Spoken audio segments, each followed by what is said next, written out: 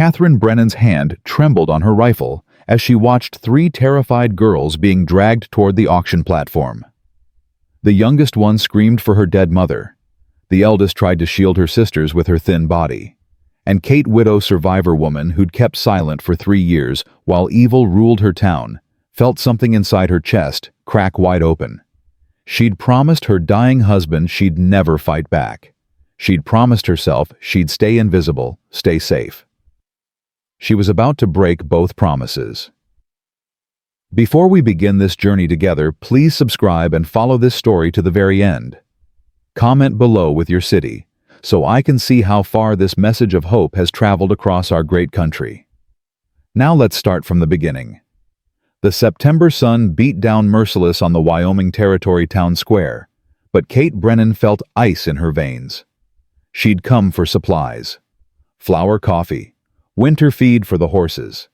She hadn't come for this. The crowd pressed close around the wooden platform. Dusty ranchers, shopkeepers, women in faded calico who couldn't meet anyone's eyes. Everyone knew what was happening. Everyone pretended they didn't. Lot 42. The auctioneer's voice carried across the square like a whip crack. 3 healthy girls, ages 7 to 14. Kate's fingers tightened on her shopping list until the paper crumpled. On the platform, 3 sisters stood holding hands. The eldest, maybe 14, had copper hair that caught the sunlight and eyes that burned with defiance, even as her body shook. The middle girl, 11 or so, kept her head down, dark hair falling like a curtain.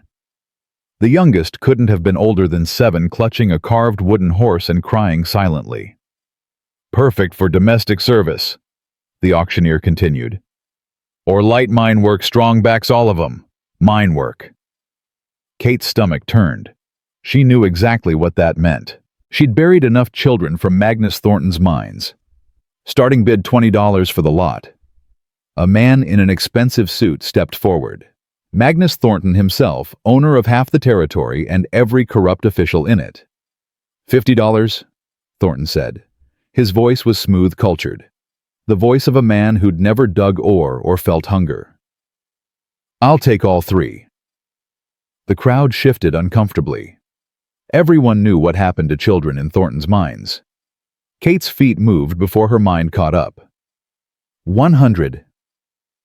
The crowd parted as she walked through. Conversations died. People stepped back like she carried plague. The auctioneer squinted down at her. Mrs. Brennan, that you? $100, Kate repeated louder. For all 3. Thornton turned to face her. Up close, he was handsome in the way a snake was beautiful, elegant, and deadly. Mrs. Brennan, I didn't realize you were in the market for help. I'm not in the market for anything. I'm stopping you from murdering children. A collective gasp rippled through the square. Thornton's smile never wavered. Strong words. 150. 200. Mrs. Brennan. The auctioneer interrupted nervously. That's 6 months' wages. Did I stutter? Kate's voice cut like broken glass. 200. Cash. Right now. Thornton studied her with eyes like chips of stone. You're making a mistake. I've made bigger ones and survived. Your husband didn't. The world went very quiet. Kate's hand moved toward the rifle slung across her back, but she stopped herself. Barely. That was a threat, she said softly. Everyone heard it. That was a fact. Thornton stepped closer. Robert Brennan challenged me. 3 years later, he's dead. You're challenging me now. Think carefully about what comes next. Kate met his stare without flinching. 200. Final offer. Take it or get out of my way. The auctioneer looked between them, terrified. Mr. Thornton. Thornton's jaw tightened. 300. 500. Kate pulled a leather pouch from her coat and threw it on the platform. Coins spilled out, glinting in the sun. That's every dollar I have. Every single one. But it's yours if you walk away from these girls right now. The crowd erupted in whispers. Thornton stared at the money. $500 was more than most families saw in 2 years. You'd bankrupt yourself for children you don't even know. Yes. Why? Kate looked up at the 3 girls on the platform. The eldest was staring at her with desperate hope. The youngest had stopped crying. Because someone has to, Kate said. And I'm tired of pretending I don't see evil just because fighting it might cost me something. Thornton's face went dark. You'll regret this. I've regretted doing nothing for 3 years. This is different. He turned to the auctioneer. Take her money. Give her the children. His voice dripped venom. We'll see how long she can keep them. The auctioneer grabbed the coins with shaking hands. Sold to Mrs. Catherine Brennan. Kate climbed onto the platform. Up close, the girls were worse than she'd thought. Bones visible through threadbare dresses, bruises on their arms, hollow eyes that had seen too much. What are your names? Kate asked quietly. The eldest spoke first. Rose Morrison. This is my sister Lily. And Violet. Rose, Lily, Violet. Kate nodded. Pretty names. Your parents chose well. They're dead. Rose's voice was flat protective. Our uncle was supposed to take care of us. He sold us instead. Kate's hands clenched into fists. Where is he? Ran soon as he got his money. Said we weren't his problem anymore. He was right about one thing. You're not his problem. Kate met Rose's eyes. You're mine now. That acceptable to you? Rose's defiance cracked slightly. What do you want from us? Honestly, I don't know yet, but I know what he wanted. Kate gestured toward Thornton, who was watching from across the square. And it wasn't life.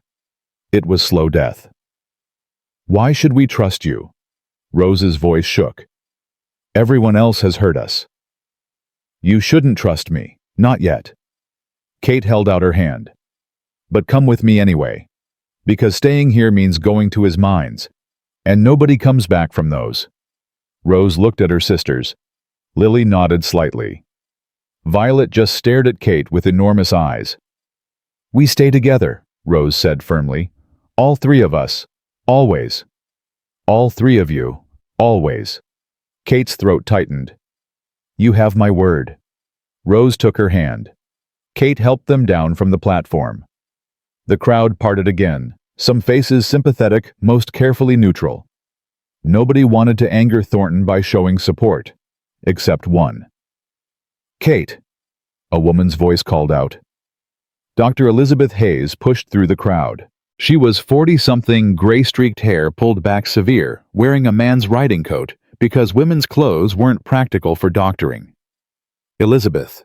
Kate nodded. Those girls need medical attention. Dr. Hayes looked at the sisters. When's the last time you ate? Yesterday morning, Lily whispered.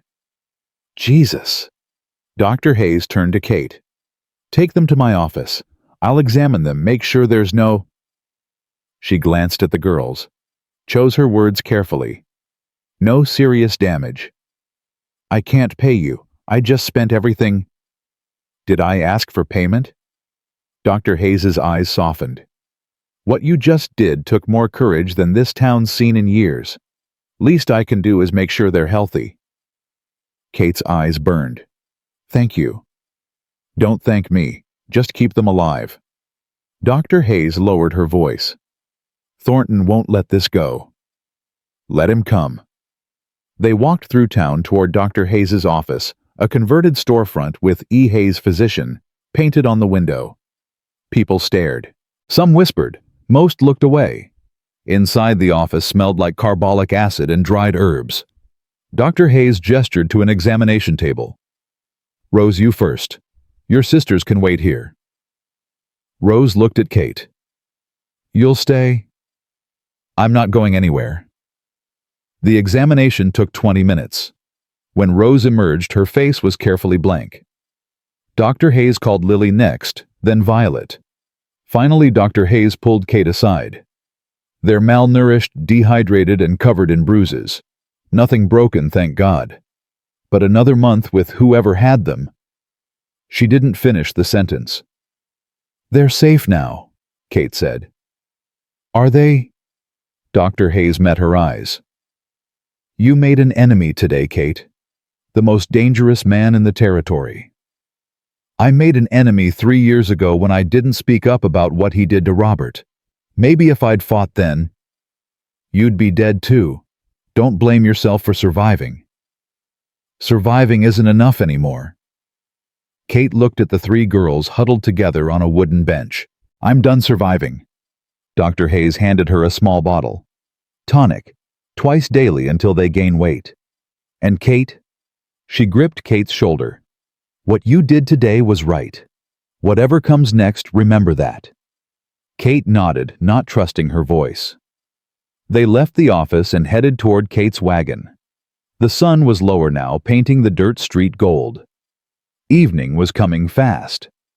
Kate loaded the girls into the wagon bed and climbed onto the driver's bench. The horses knew the way home 5 miles west toward the mountains.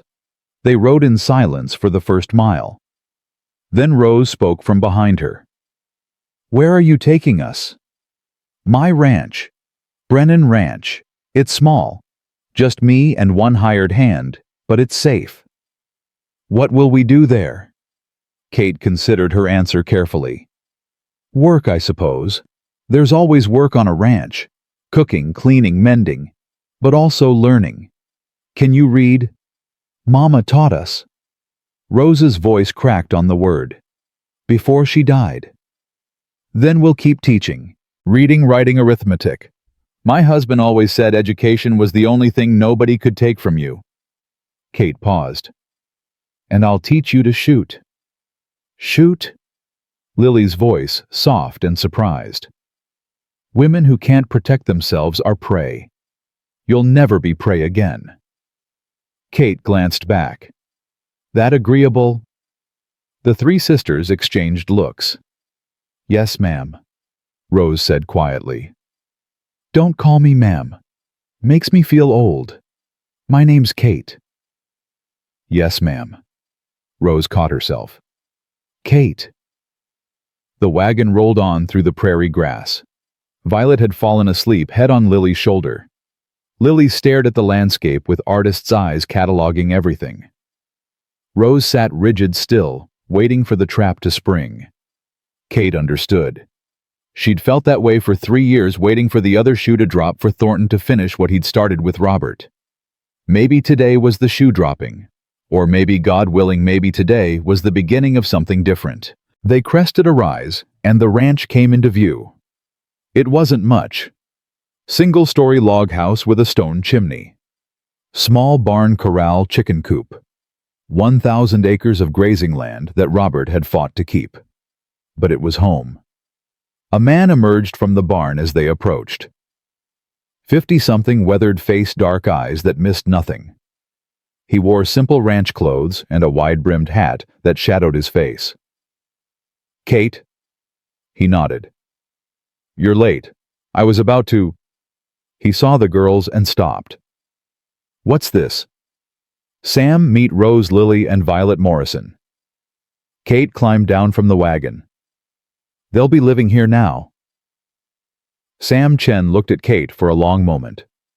3 years working together had taught him to read her moods. "What did you do?" he asked quietly. "Something stupid. Or maybe the first smart thing in 3 years. Thornton. He wanted to buy them for his mines. I outbid him." Sam closed his eyes. "How much?" "Everything." "Jesus, Kate. Everything. Every dollar." Sam looked at the girls again, thin, scared, watching this exchange with growing alarm. "Well," he said finally, "guess we better get them fed then." Kate felt something in her chest unclench slightly. "Thank you." "Don't thank me yet. You just started a war you might not be able to win." "I know." Sam helped the girls down from the wagon. Violet woke startled, and Rose immediately moved to shield her. "It's all right," Kate said gently. "Sam works for me. He's safe." "That's what they all say," Rose muttered. "Smart girl." Sam's voice held approval. Never trust anyone right away. Make them earn it. Rose's defiance softened slightly. They went inside. The house was simple main room with a fireplace kitchen area, 2 bedrooms and a loft, clean but sparse. A man's house or a widow's. You girls can wash up at the pump outside, Kate said. Sam, can you start dinner? Something filling. On it. While Sam worked in the kitchen, Kate showed the girls where things were: washroom, bedrooms, extra blankets. You'll share the spare room, Kate said. There's 1 bed, but it's big enough for 3. Tomorrow we'll see about building another. Where will you sleep? Lily asked. Same place I've slept for 3 years. Other bedroom. Rose's eyes narrowed. And Sam? Loft. He prefers it, says the height helps him keep watch. Keep watch for what? Kate met Rose's gaze steadily. Threats. We've had trouble before. Because of us. No. Because of my husband. But that's a story for another time.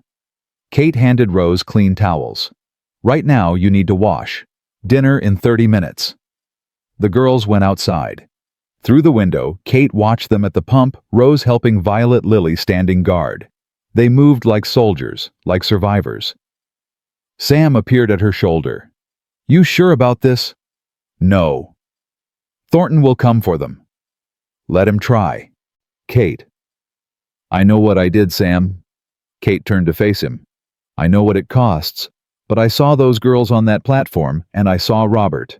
I saw every person I didn't fight for every time I looked away, because fighting was too dangerous, too expensive, too hard. And now I'm done looking away. Sam studied her face. Your husband would be proud. My husband would tell me I'm an idiot, then he'd help me anyway. Sounds about right. Sam returned to the stove. I'm making stew and biscuits and apple cobbler because those girls look like they haven't had dessert in a year. We can't afford. I'll manage. Got some credit at the store still. Won't last long if we're feeding 5 instead of 2. Then we'll figure it out.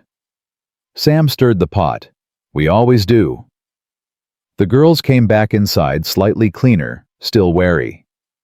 They sat at the table in silence while Sam served food. Kate watched them eat. They tried to pace themselves to eat like civilized people, but hunger won. They devoured the stew, the biscuits, the cobbler. Violet ate until she looked sick. Slow down, Kate said gently. There's more. You won't go hungry here. Rose set down her spoon. Why are you doing this? Doing what? Feeding us, giving us a home, spending all your money. Rose's voice shook. What do you want from us? Kate set down her own spoon. An honest question deserves an honest answer. I don't know what I want. I saw you being sold like livestock and I couldn't. Her voice cracked. I couldn't walk away. Maybe that's stupid. Maybe I just bankrupted myself for 3 strangers. But I'd rather be stupid and broke than smart and complicit. Complicit in what? Lily asked. In a system that treats children like property, that lets men like Thornton profit from suffering. Kate met each girl's eyes in turn. My husband died fighting that system. I did nothing. For 3 years I hid here and did nothing. Today I stopped hiding. So we're your redemption. Rose's voice was bitter. Your way of making up for what you didn't do. Maybe, partially. Kate didn't flinch from the accusation. But you're also 3 human beings who deserve better than what you were getting. You deserve names, not numbers, choices, not orders, a future that isn't a grave at 16. Violet spoke for the first time since the auction. Papa said everyone deserves freedom, even little girls. Kate's throat tightened. Your papa was right. He died in Mr. Thornton's mine. Violet's voice was small matter of fact. There was an accident. Papa said it wasn't really an accident. He said Mr. Thornton didn't fix the supports because it cost too much money. And then the tunnel fell. Kate's hands clenched into fists under the table. Mama died after, Violet continued. She just stopped eating, Stop talking. One day she went to sleep and didn't wake up. And your uncle, Kate asked gently, said we were a burden. Rose's voice was flat. Said he'd find us positions. We didn't know that meant selling us. She laughed bitterly. Stupid. We should have known. You're not stupid. You're children. You trusted someone who should have protected you. Kate leaned forward. That's not stupidity. That's hope. Don't let him kill that. Rose's eyes shimmered with unshed tears. Hope is dangerous. So is despair. Choose your danger. They finished dinner in silence. Sam cleared plates while Kate showed the girls their room, the bed with clean quilts, the dresser with spare clothes, the window that looked toward the mountains. There's a chamber pot under the bed, Kate said. Outhouse is behind the barn. Don't go out alone at night, we've had wolf trouble. Wolves. Lily's voice went small.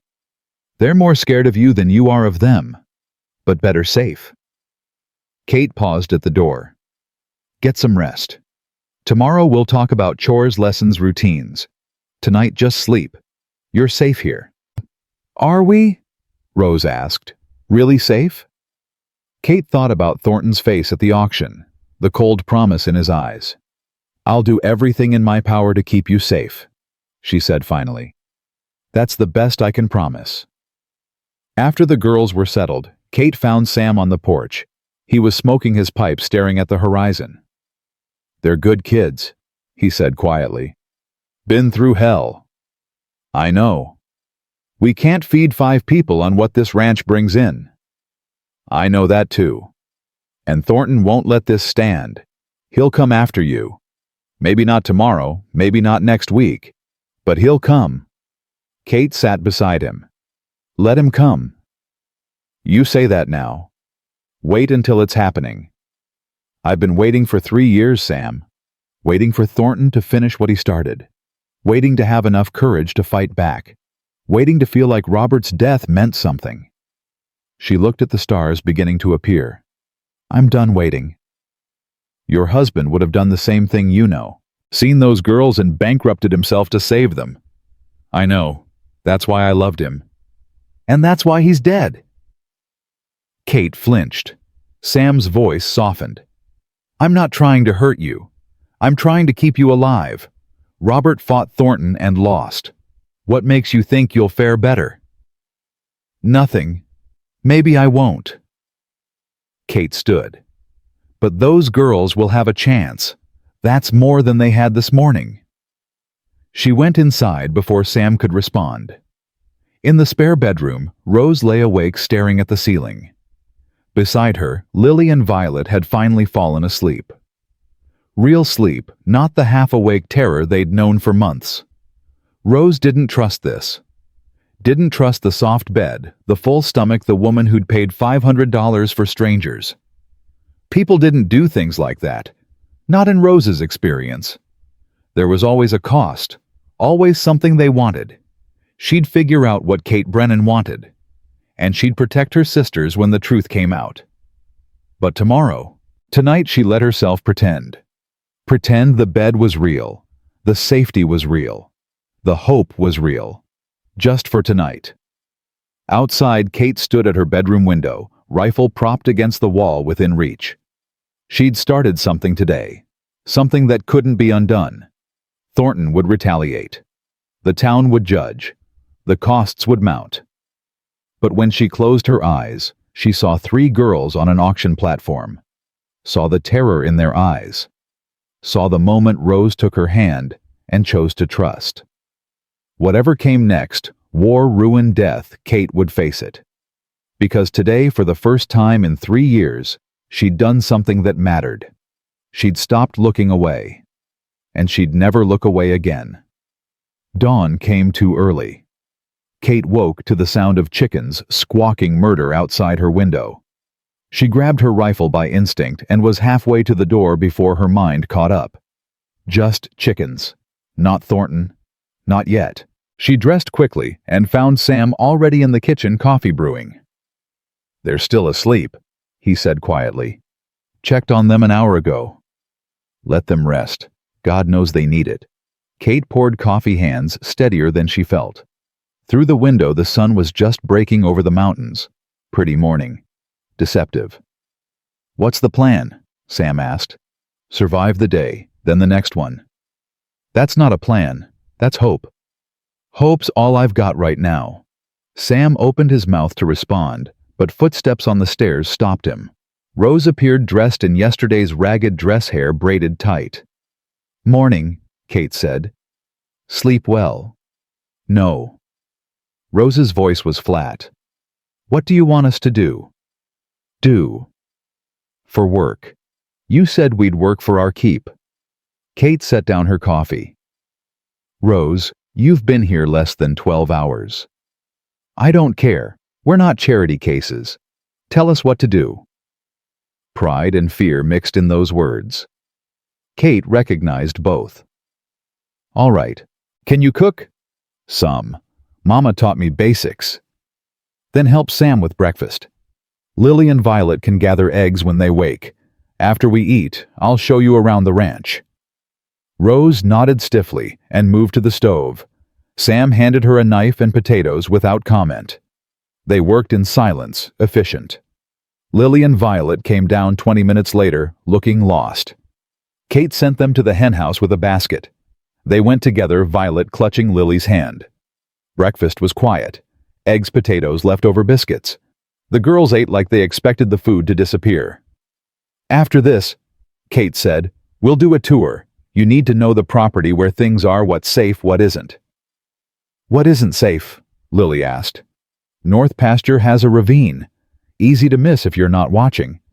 Creek floods in spring. And the tool shed, don't go in there without me or Sam. Some of the equipment is dangerous. Violet's eyes went wide. Like what? Saws, traps, ammunition. Things that can hurt you if you're not careful. Why do you have traps? Rose's voice was sharp with suspicion.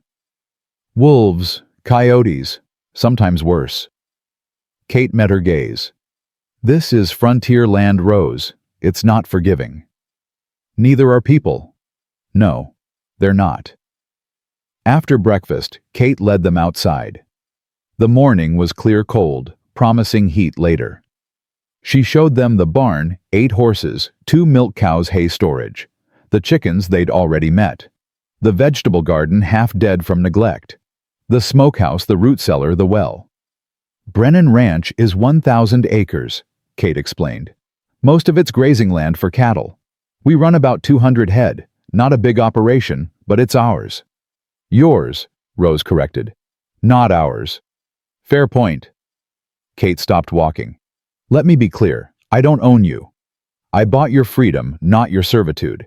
You want to leave, fine. I'll give you provisions and directions to the nearest town. But if you stay, you work. Everyone works here, including me. Doing what? Everything. Feeding animals, mending fences, hauling water, cooking, cleaning. Ranch work never ends. Kate looked at all 3 girls. It's hard. Sometimes it's dangerous. But it's honest. And it's yours if you want it. What if we don't want it? Rose challenged. Then tell me where you do want to go, and I'll take you there tomorrow. Rose opened her mouth, closed it. She had no answer because she had nowhere else to go. That's what I thought, Kate said quietly. So let's stop pretending you have options and start figuring out how to make this work. Lily spoke up. I can draw. Mama said I was good at it. Drawing's useful. We need maps of the property, diagrams for fence repairs. Think you could handle that? Lily's face lit up. Yes. Good. Violet, Sam tells me you were talking to the horses this morning. That true? Violet nodded shyly. Horses are good judges of character. They like you. You must be doing something right. Want to help with them. Really? Really? And Rose? Kate turned to the eldest. You're smart, protective, and you don't trust easily. All good qualities. I need someone who can keep track of supplies, inventory, what we need from town. Think you can do that? Rose's defiance wavered. Why would you trust me with that? Because you'll do it right. You won't let your sisters go hungry because you forgot to order flour. Kate paused. And because trust has to start somewhere. For the first time, Rose's armor cracked slightly. I won't let you down. I know. They spent the morning working. Rose inventoried the pantry with fierce concentration. Lily started sketching the ranch layout. Violet sat in the barn talking to a mare named Daisy, who nuzzled her gently. Kate watched them and felt something dangerous growing in her chest. Hope, maybe, or purpose. Around noon, a rider appeared on the horizon. Sam saw him first. Kate, company. Kate's hand went to her rifle. Girls, inside, now. What's wrong? Rose asked. Just go. The girls scattered into the house. Sam moved to Kate's side as the rider approached. It was Deputy James Harrison, young, maybe 28, wearing a badge that looked too heavy for his shoulders. Mrs. Brennan. He tipped his hat. Ma'am. Deputy. What brings you out here? Harrison dismounted nervous. Got a message from Sheriff Willis. He wants to see you, today. What about? Didn't say, just said it was urgent. Kate and Sam exchanged looks. The sheriff was Thornton's creature, everyone knew it. Tell the sheriff I'm busy. Ma'am, he wasn't asking. Neither am I. Kate's voice went cold. You want to arrest me, deputy? Then do it. Otherwise, I've got work to do. Harrison's face flushed. I'm just delivering a message. Message delivered. Anything else? He hesitated. Mrs. Brennan, I was there yesterday. At the auction. What you did. He stopped choosing words carefully. Not many people would have done that. Not many people have to live with themselves after doing nothing. Still, those girls are lucky. Those girls are survivors. Luck's got nothing to do with it. Harrison nodded and remounted. Sheriff won't like you ignoring him. Sheriff can come tell me himself if he's got a problem. After Harrison left, Sam turned to Kate. That was a mistake. What was antagonizing the law? The law's already antagonized. Might as well be honest about it. Inside, Rose stood by the window. Who was that? Deputy. Delivering threats disguised as messages. From Mr. Thornton. From his pet sheriff. Same thing. What are you going to do? Kate looked at Rose's frightened face and made a decision. I'm going to town, and you're coming with me. What? Rose's voice went high. Why? Because hiding won't help. Thornton needs to see you're thriving. Needs to see he doesn't scare me. But he should scare you, Lily said quietly. He scares everyone. That's the problem. Kate started toward the door. People are scared, so they do nothing. They watch children get sold and tell themselves it's not their business. They see injustice and look away because fighting might cost them something. It might cost you everything, Rose said. Then I'll lose everything. But at least I'll lose it fighting. They rode into town an hour later, Kate, Sam, and all three girls. Kate made sure they wore their new clothes clean and proper. Made sure they sat tall in the wagon. Town was quiet. Too quiet. People saw them coming and disappeared into shops. Doors closed, windows shuttered. They're afraid, Lily whispered. Good, Kate said.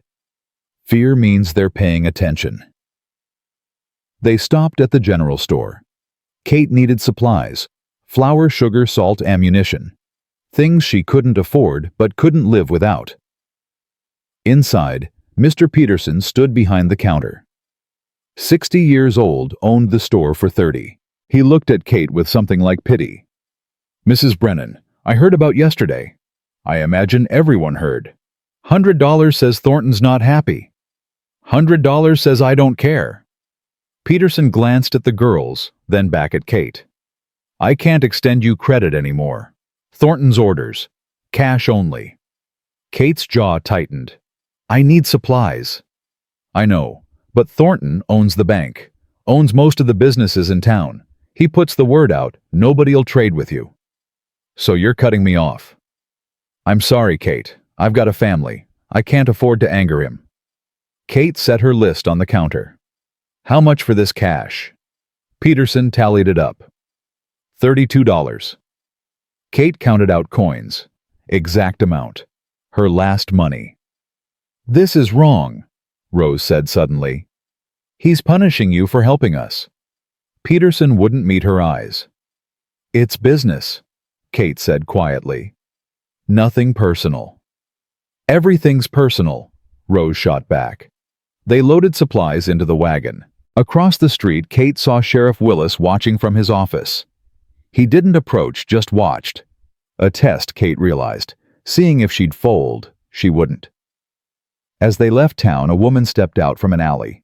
Dr. Elizabeth Hayes. Kate, wait. Kate pulled the wagon to a stop. Elizabeth. I heard about Peterson. About Thornton's orders.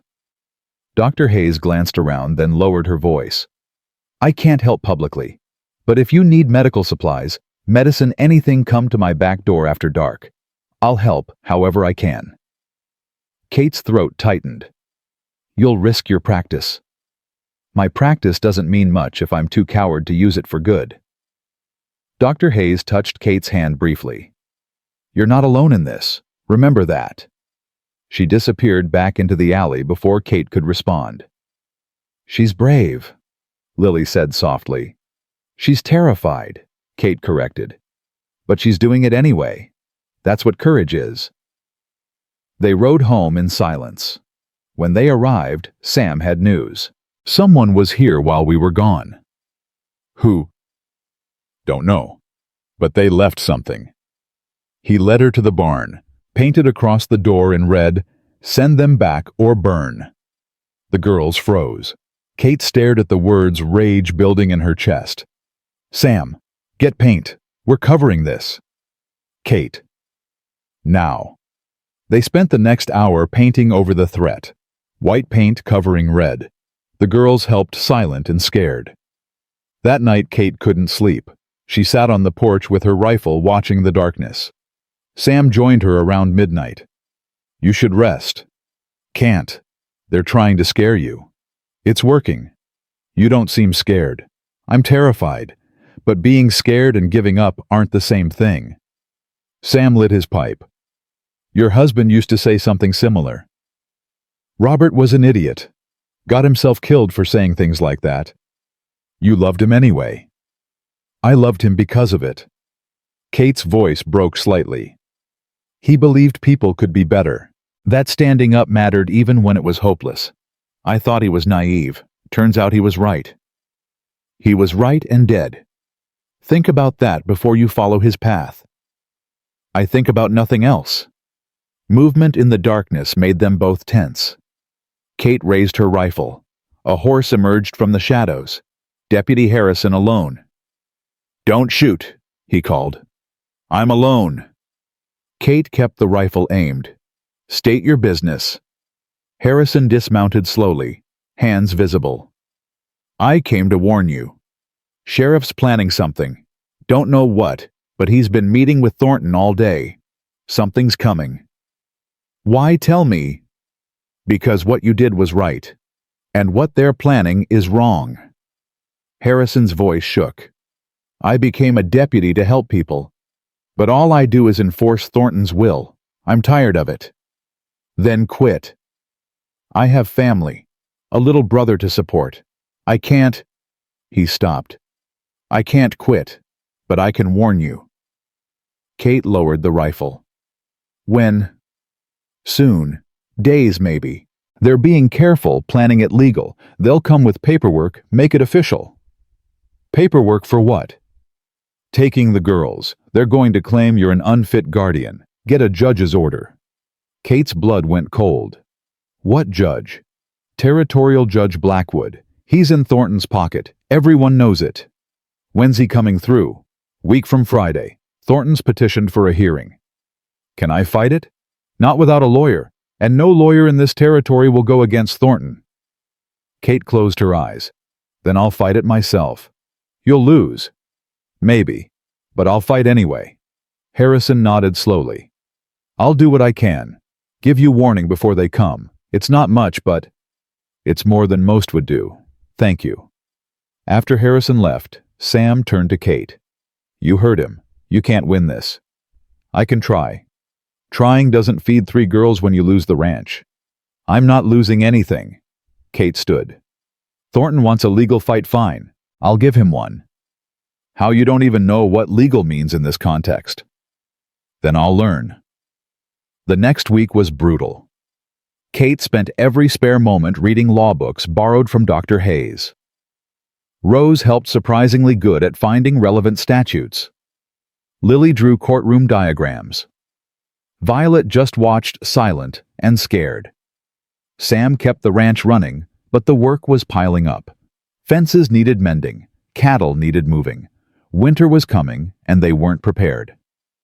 "We can't do this alone," Sam said on the 4th day. "We have to." "Kate." "We have to," she repeated, voice breaking. "Because there's no one else." But she was wrong. That night, a wagon appeared. Mary Alice Cooper from the saloon carrying supplies. "Heard you were cut off from Peterson's store," Mary Alice said. "Figured you needed these." She unloaded flour, sugar, coffee, dried meat. Enough for 2 weeks. "I can't pay you," Kate said. "Did I ask? Take it. And tell anyone who asks that you stole it. I can't afford to be seen helping." "Mary Alice, don't thank me, just keep those girls safe. Show this town that someone can stand up to Thornton and survive." She left before Kate could respond. 2 days later, Reverend Whitmore appeared, nervous, sweating, but determined. "Mrs. Brennan, I came to offer testimony for the hearing." Kate stared. "You'll testify against Thornton." "I'll testify for you, for those girls. It's what God would want." "God might want it, but Thornton will make you pay." "I've been paying in cowardice for years. Time I settled that debt." One by one they came. Dr. Hayes officially documenting the girls' improved health. A farmer named Cooper, who'd lost his own son to Thornton's mine. Even old Mrs. Henderson, who'd taught school before the town decided women couldn't be trusted with children's minds. "We'll testify," Mrs. Henderson said firmly. "All of us. We'll tell Judge Blackwood exactly what kind of man Thornton is." "He won't listen," Kate said. "He's bought and paid for." "Maybe, but we'll make him hear us anyway." The night before the hearing, Kate found Rose sitting on the porch, staring at nothing. "Can't sleep?" Kate asked. "What happens if we lose?" Kate sat beside her. "I don't know." "Will he take us back to the mines?" "Not while I'm breathing." "You can't fight a judge's order." "Watch me." Rose looked at her eyes shining with unshed tears. "Why are you doing this? Really? You could send us away, cut your losses, go back to your quiet life." "I don't want a quiet life, not anymore." "Why not?" Kate was quiet for a long moment. 3 years ago, my husband stood up to Thornton. Challenged him publicly about safety violations in the mines. That night, Robert went to meet someone who claimed to have proof. He never came home. Sheriff said it was an accident. Horse threw him, broke his neck. But I knew. Everyone knew. Thornton killed him. Thornton killed him, and I did nothing. I was so scared of losing everything else that I just stopped. Stopped fighting. Stopped caring. Stopped living. Until us. Until you. I saw you 3 on that platform, and I saw every person I didn't fight for. Every time I looked away, because it was easier. Safer. Kate's voice roughened. I can't bring Robert back. I can't undo 3 years of cowardice. But I can fight for you. And maybe that's enough. Rose was crying now. What if it's not? What if we lose and they take us anyway? Then we'll have tried, and that's more than I've done in 3 years. I'm scared. Me too. They sat together in the darkness, 2 survivors afraid of tomorrow. Inside, Lily and Violet were finally asleep. Sam was cleaning his rifle, preparing for war. And somewhere in town, Thornton was planning victory. The hearing was tomorrow. Everything would be decided. Kate closed her eyes and prayed to Robert's ghost. "I'm trying," she whispered. "I'm finally trying. I just hope it's enough." The wind carried her words away into the Wyoming night. No answer came. But morning would ready or not. Morning came with frost on the windows and dread in Kate's stomach. She dressed carefully, her best clothes, the ones she'd worn to Robert's funeral. Black wool dress, clean but worn. Hair pinned back severe. Armor for battle. In the kitchen, Sam had coffee ready. The girls sat at the table too nervous to eat. "You need food," Kate said. "Can't," Rose whispered. "I'll be sick." "Eat anyway. It's going to be a long day." They forced down bread and eggs. Nobody spoke. The only sound was Sam loading his rifle, checking ammunition. "You can't bring that to the hearing," Kate said. "Wasn't planning to, but I'll be nearby." Sam's eyes were hard. "Just in case." Deputy Harrison arrived at 8 with the wagon. He looked sick. "Judge Blackwood's already in town," he said quietly. "Thornton's been with him since dawn." "Of course he has." Kate helped the girls into the wagon. "Let's get this over with." The ride into town felt like riding to execution. People lined the streets watching, some sympathetic, most scared, a few openly hostile. "Troublemaker," someone shouted. "Should have minded her own business," another voice called. Rose flinched. Kate put a hand on her shoulder. "Let them talk. Words can't hurt us." "Words are all that matter today," Rose said. She wasn't wrong. The courthouse was packed. Every bench filled, people standing in the back. Kate recognized faces: shopkeepers, ranchers, farmers. Half the territory had shown up. Thornton sat at the front with 2 lawyers in expensive suits. He saw Kate and smiled like a wolf. Judge Cornelius Blackwood presided from the bench. 70 if he was a day face like carved granite. He'd been territorial judge for 20 years, serving whoever paid best. Right now, that was Thornton. "All rise," the bailiff called. "Court is now in session." They stood. Kate's legs trembled but held. "Case of Morrison Sisters custody determination," Judge Blackwood announced. "Mr. Magnus Thornton, petitioner, versus Mrs. Catherine Brennan, respondent. Mr. Thornton, you may present your case." Thornton's lead lawyer stood. Slick hair, slicker voice. "Your Honor, this is a simple matter of child welfare. 3 orphaned girls currently reside with Mrs. Brennan, a widow of questionable means and character. We contend that Mrs. Brennan obtained these children through coercion and false pretenses, and that she lacks the resources and moral standing to properly care for them." "That's a lie," Kate said loudly. The gavel cracked. "Mrs. Brennan, you will remain silent until called upon." But he just... Another outburst, and I'll hold you in contempt. Kate's jaw clenched. Sam, sitting behind her, touched her shoulder. "Steady." The lawyer continued. "We have testimony that Mrs. Brennan spent her entire savings, $500, on an impulsive purchase. She has no income beyond a failing ranch. She lives with a Chinese laborer in circumstances that can only be described as improper."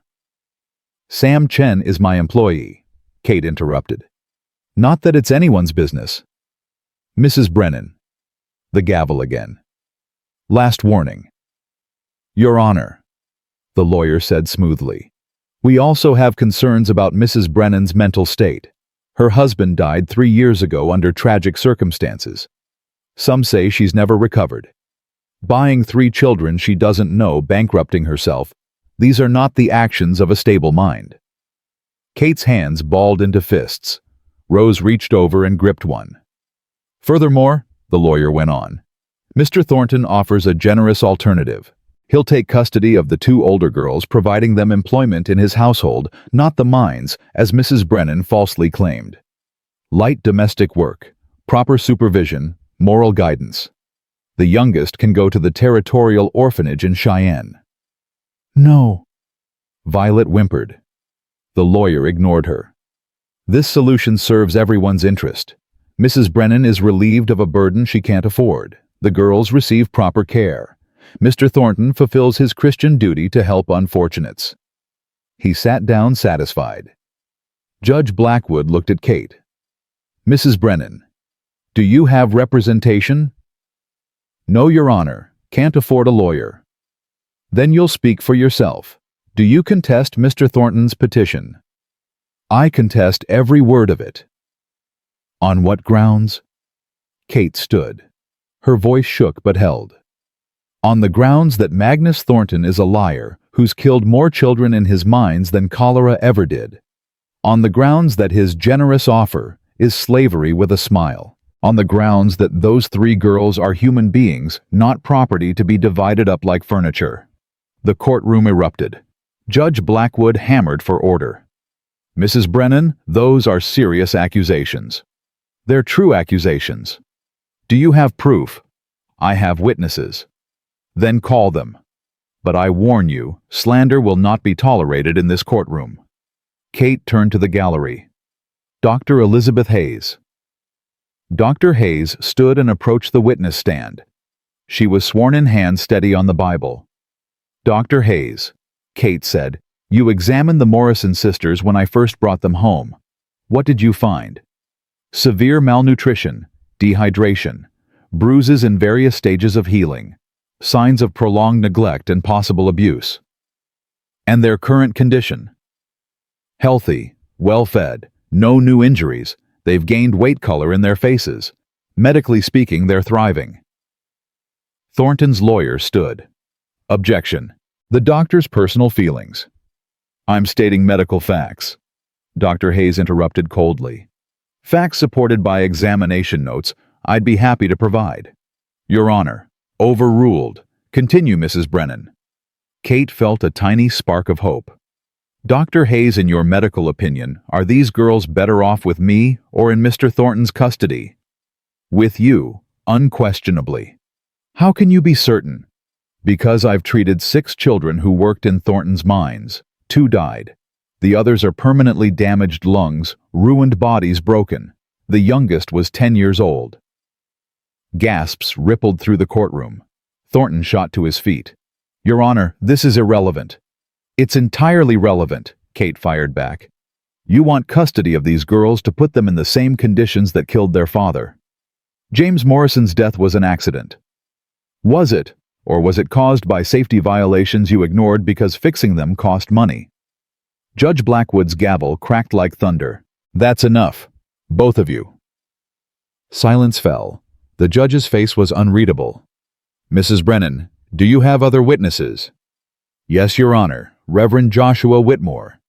The Reverend approached, visibly trembling. He took the oath. "Reverend," Kate said gently, "how long have you served this community?" 15 years. "In that time, have you seen Mr. Thornton's Christian charity in action?" Whitmore swallowed hard. "I've seen his donations to the church." "That's not what I asked." The Reverend looked at Thornton, then at the 3 girls. Something in his face changed. "No," he said quietly. "I haven't seen charity.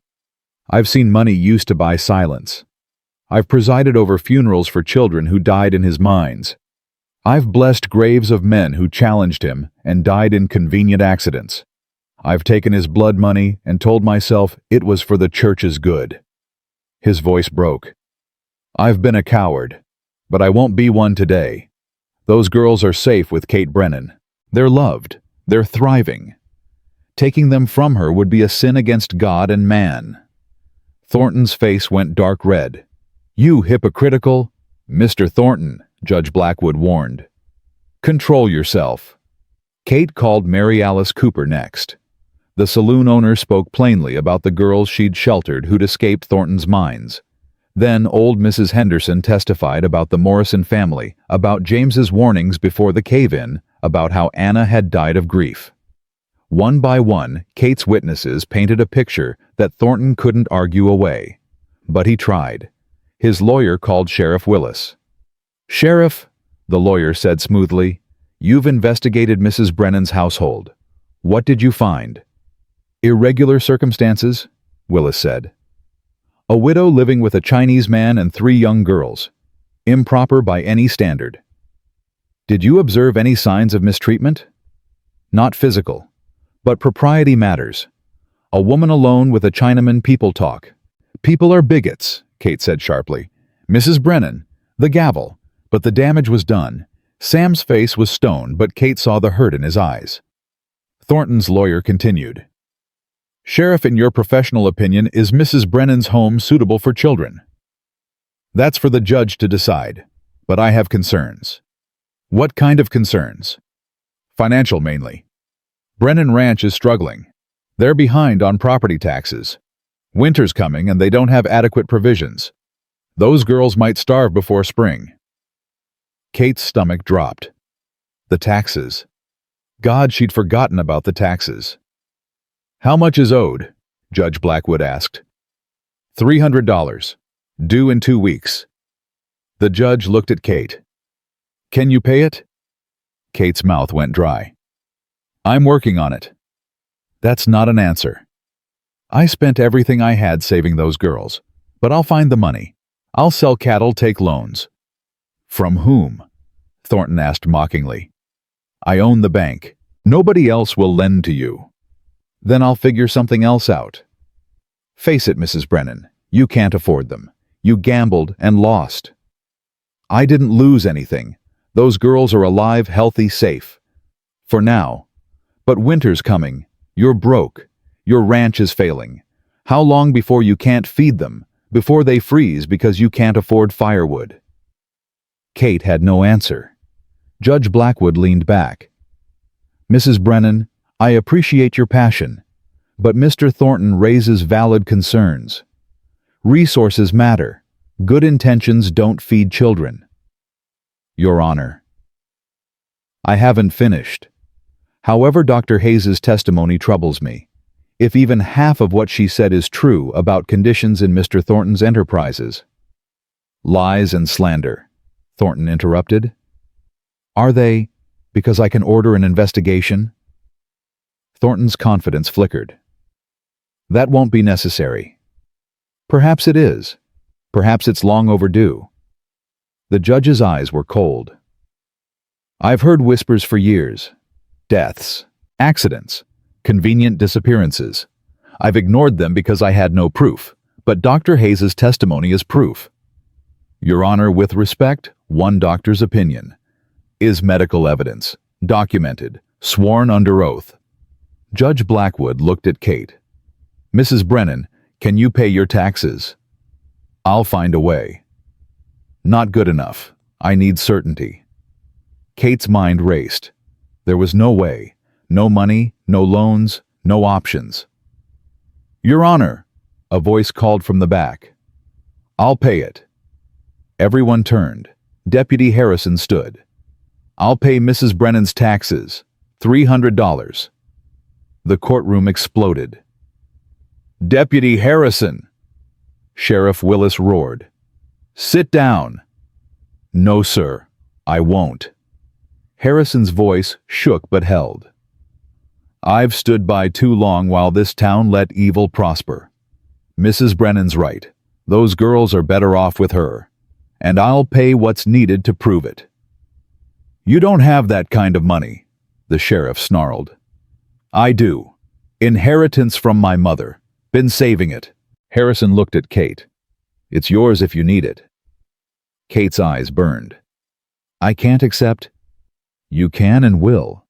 Consider it payment for my cowardice these past 3 years. Judge Blackwood studied Harrison. You're willing to stake your savings on this woman's integrity? Yes, Your Honor. She's got more integrity than anyone in this courtroom. The judge's lips twitched, almost a smile. Anyone else wish to contribute? I'll give $50, Dr. Hayes called. 75, Mary Alice added. I have 100, Reverend Whitmore said. More voices joined. Farmers, shopkeepers, people Kate barely knew. Within minutes, they'd pledged over $600. Thornton's face went purple. This is absurd. They're buying a verdict. No, Judge Blackwood said slowly. They're supporting their neighbor, something you clearly know nothing about, Mr. Thornton. Your Honor, I must protest. Protest all you like, but I've heard enough. The judge turned to the three girls. Rose, Lily, Violet, Morrison approached the bench. The girls looked at Kate, terrified. She nodded. They walked forward, holding hands. Judge Blackwood's stern face softened slightly. Rose, you're the eldest. I need to ask you a question, and I need you to answer honestly. Do you want to stay with Mrs. Brennan? Rose's voice was barely audible. Yes, sir. Why? Because she's the first person who treated us like people instead of problems. And if I rule, you must go with Mr. Thornton. Rose's chin came up. Then you'll be sending us to die. And you'll know it. And you'll have to live with that. Silence. The judge looked at Lily. And you? Mrs. Brennan lets me draw. She says my gift matters. Nobody ever said that before. Violet? The youngest girl's eyes filled with tears. She gave me back my name. Mr. Thornton said names didn't matter. But Mama and Papa gave me mine. It's all I have left of them. Judge Blackwood was quiet for a long moment. Then he spoke. I've been a judge for 20 years. I've seen a lot of cases. Most are simple, clear right, clear wrong. But some cases test what we believe about justice, about what law is supposed to serve. He looked at Thornton. Mr. Thornton, your petition is denied. Custody of the Morrison sisters remains with Catherine Brennan. The courtroom erupted. Cheers from some, angry shouts from others. This is an outrage, Thornton roared. I'll appeal to the territorial governor. Appeal all you want, but I'm also ordering a full investigation into your mining operations. Labor practices, safety standards, cause of deaths. Everything. The judge's voice was iron. If I find you've been negligent, if children have died because you chose profit over safety, I'll see you in prison. Thornton's face went white. You can't. I can. I should have done it years ago. Judge Blackwood stood. This hearing is adjourned. The gavel fell. Kate couldn't breathe, couldn't move. They'd won. Against all odds, they'd won. Rose threw her arms around Kate, sobbing. Lily and Violet joined the four of them, clinging together. Thank you, Rose whispered. Thank you, thank you, thank you. Kate held them tight, tears streaming down her face. You're safe now. I promise. You're safe. But even as she said it, she saw Thornton's face across the courtroom. The rage there promised this wasn't over. They left the courthouse to cheers and jeers mixed together. Deputy Harrison caught up with them. Mrs. Brennan, about the money. I'll pay you back. Every cent, I swear it. Not asking you to, just asking you to keep those girls safe. I will. On my life, I will. Sam brought the wagon around. They loaded in quickly, wanting to escape the crowd, but before they could leave, Thornton appeared. Enjoy your victory, Mrs. Brennan. It won't last. Is that another threat? It's a promise. You think you've won? You've won nothing. Those girls will be mine eventually, one way or another. Sam's hand moved toward his rifle. Kate stopped him. You're wrong, Thornton. They're not property. They're not things you can own. They're free. Nobody's free. Not in this territory. Not while I still breathe. Then maybe you should stop breathing. The words hung in the air, dangerous and electric. Thornton smiled coldly. Was that a threat, Mrs. Brennan, in front of witnesses? Kate forced herself to calm. It was observation. Men like you always fall.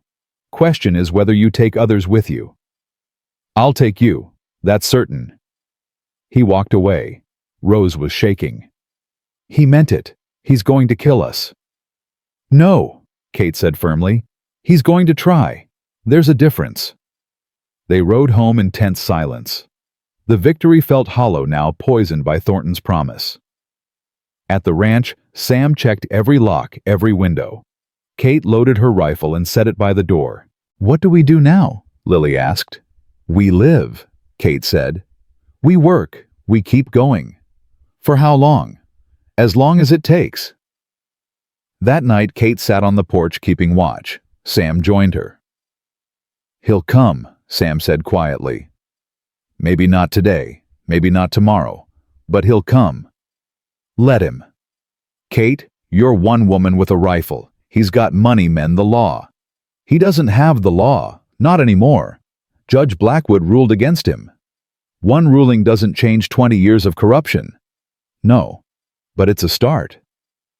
Inside, the girls were finally asleep, exhausted from the day, from fear, from relief. Kate watched the darkness and thought about Robert, about how he'd fought Thornton and died for it, about how she'd promised herself she'd never make the same mistake. But here she was, in the exact same position, facing the same enemy, risking the same fate. The difference was, this time, she wasn't fighting alone. This time, she had something worth dying for. The wind picked up, carrying the smell of coming winter. Frost would be here soon. Then snow. Then the brutal Wyoming cold that killed the weak and unprepared. Kate had 2 weeks to prepare for winter. 2 weeks to shore up defenses. 2 weeks before Thornton made his next move. It wasn't enough time, but it was the time she had. She'd make it work. She had to. Because 3 girls were sleeping inside, finally safe, finally home. And Kate Brennan didn't break promises. Not anymore. 3 days of quiet felt like a curse. Kate woke each morning expecting fire bullets, Thornton's men riding in with torches. Instead, nothing. Just silence and the ordinary sounds of ranch life. It made her more nervous than threats would have. "He's planning something," she told Sam on the 4th morning. They were mending fence in the north pasture, the girls visible in the distance gathering firewood. "Course he is. Question is what? And when?" Sam hammered a post into frozen ground. "Could be he's backing off. Judge's investigation has teeth. Maybe Thornton's smart enough to know when he's beat." "You believe that?" "No, but I'm trying to."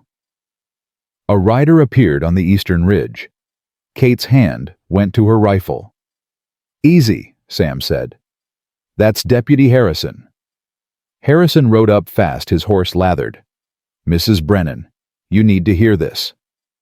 "What happened?" "Judge Blackwood's dead." Kate's blood went cold. "How?" "Fell down the courthouse stairs last night. Broke his neck." Harrison's voice was tight. "Sheriff's calling it an accident." "It wasn't an accident." "No, it wasn't." Harrison dismounted.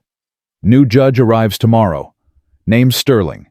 He's from back east, appointed by the territorial governor, and the governor is Thornton's brother-in-law." Kate closed her eyes. So the investigation dies with Blackwood. Worse. Sterling's first order of business is reviewing Blackwood's recent rulings, including yours. He can't overturn it.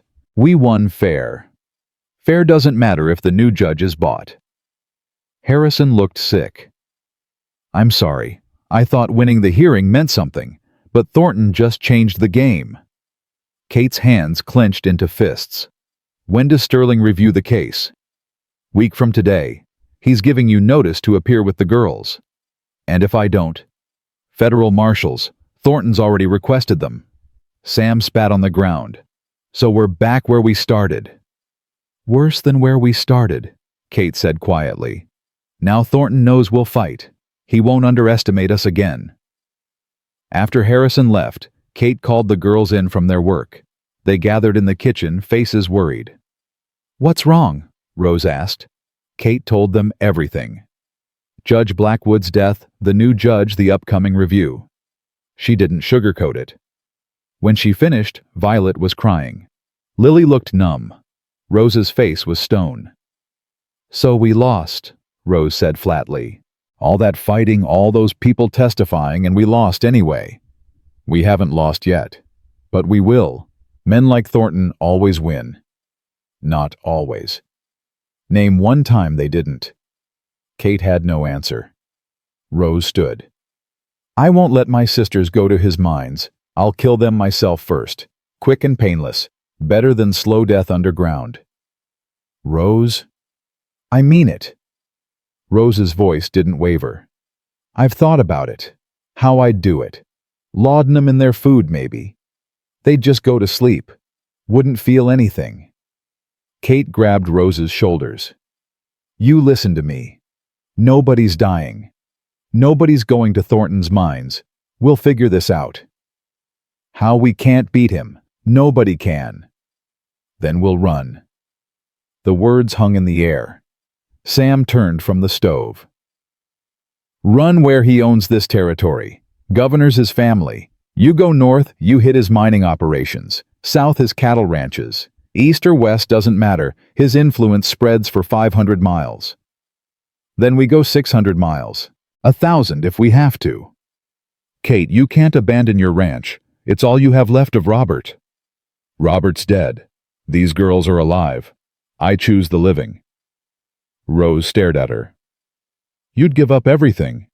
Your home, your land, your husband's legacy. In a heartbeat. Something cracked in Rose's face. She started crying real tears, not the quiet, hopeless kind. Nobody's ever chosen us before. Nobody. Kate pulled her close. I'm choosing you now, all three of you, whatever it costs. Even your life. Even that. Sam cleared his throat. Kate, running's not a plan. It's desperation. You have a better idea. Fight. We tried fighting. We won and it meant nothing. Then we fight different. Sam's eyes were hard. Thornton wants to play dirty. We play dirtier. What are you suggesting? That mine investigation Blackwood ordered the one that dies with him. Maybe we make sure it doesn't die. Maybe we find evidence ourselves. Real evidence. The kind that can't be ignored even by a bought judge. Kate's mind raced. The mines are guarded.